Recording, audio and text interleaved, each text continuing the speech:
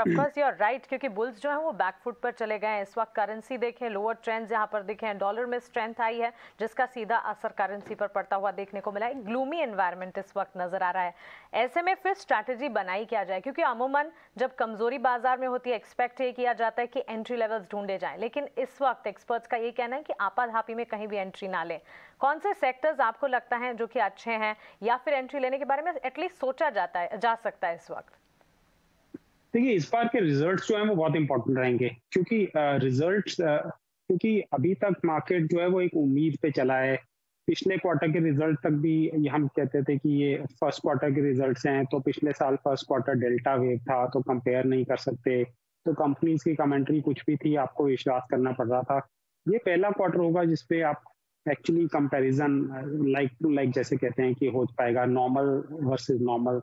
तो रिजल्ट्स पे मुझे लगता है बहुत डिपेंड करेगा इस क्वार्टर में कि कैसे रिजल्ट आते हैं उम्मीद के मुकाबले, क्योंकि स्टॉक मार्केट में प्राइसेस क्या उम्मीद थी और उसके मुकाबले क्या रिजल्ट आया उस पर ज़्यादा चलते हैं। डिफेंसिव मार्केट होगा, डिफेंसिव में मुझे लगता है फार्मा अंडर ओन सेक्टर है, तो फार्मा में एक मूव आएगा। पिछले कुछ दिनों में हमने देखा है कि कुछ मूव एलोकेशन लोगों के फार्मा की तरफ बढ़े हैं। मुझे लगता है कि ये और थोड़ा बढ़ सकता है। कंज्यूमर साइड, कंज्यूमर स्टॉक्स भी एक तरह से नॉर्मली डिफेंसिव माने जाते हैं, लेकिन क्योंकि उनके वैल्यूएशन इतने ज़्यादा हुए हैं, तो वहाँ पे मुझे लगता है कि वो गिरेंगे शायद नहीं इतना, लेकिन ज़्यादा चढ़ने की उम्मीद नहीं है। लेकिन मुझे काफ़ी कॉन्फिडेंस है इस चीज़ में, हिस्टोरिकल एनालिसिस देख के, कि अक्टूबर में एक अच्छा मौका आएगा खरीदने को, और उस समय हो सकता है कि और सेक्टर्स में भी जो स्टॉक्स हैं वो काफ़ी अच्छे वैल्यूएशन पर मिल जाए।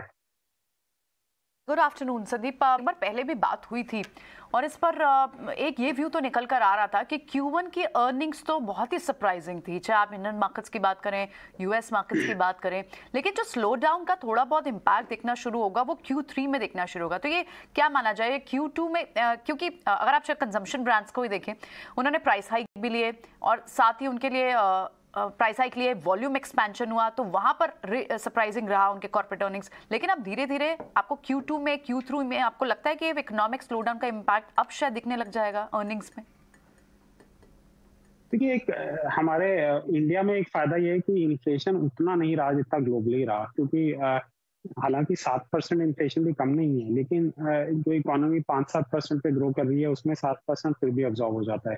वेस्टर्न इकोनॉमीज भी 1-2%, 3% पे ग्रो करती हैं, वहाँ पे 8-9% इन्फ्लेशन एक्चुअली किल कर देता है इकोनॉमिक ग्रोथ को। तो एक तरह से हम लोग जरूर थोड़े फायदे में हैं, लेकिन मुझे लगता है कि इस क्वार्टर में हम लोग देखेंगे कि कुछ असर होना चाहिए, क्योंकि इंटरेस्ट रेट्स भी ऊपर गए हैं और अर्बन साइड पे कंजम्पशन पे कंसर्न हैं। काफ़ी कंपनीज काफ़ी पॉजिटिव कमेंट्री दे रही हैं कि फेस्टिवल सीजन अच्छा रहेगा, लेकिन वो लोग हर साल देते हैं कमेंट्री।